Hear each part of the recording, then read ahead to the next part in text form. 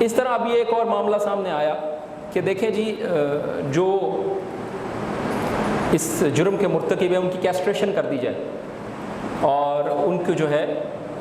مردانہ صلاحیت ان کی ختم کر دی جائے، یہ بھی ایک پوائنٹ آف ویو سامنے آ رہا ہے۔ تو شریعت میں جو ہے اللہ کے رسول صلی اللہ علیہ وسلم کی ایک حدیث ہے کہ عثمان ابن مظعون رضی اللہ عنہ اللہ کے رسول صلی اللہ علیہ وسلم کے بارے میں وہ بیان کرتے ہیں کہ اللہ کے رسول صلی اللہ علیہ وسلم سے پوچھا گیا کہ ہم اپنے آپ کی اپنی صلاحیت ختم کر لیں، تو اللہ کے رسول صلی اللہ علیہ وسلم نے منع کیا کہ ایسا کرنا جو ہے درست نہیں ہے، یہ بخاری مسلم کی روایت۔ تو یہ سزا دیکھیں شریعت نے ایک سزا مقرر کر دی، تو آپ اس کو بدل کر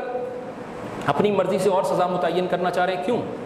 آپ ہاتھ تو کاٹنے پر آمادہ نہیں ہوتے اور آپ کیسٹریشن پر آمادہ ہیں، اور پھر اس میں بھی آپ یہ بات کہہ رہے ہیں کہ جی ایسے جو مجرم ہوں گے، جو جبر زیادتی کے مرتکب ہوں گے، ان کے ساتھ آپ کیسٹریشن کریں گے، اور جو پھر سزا اگر آپ نے بنانی ہے تو رضا والوں کے لیے بھی یہی بنائے نا کہ جو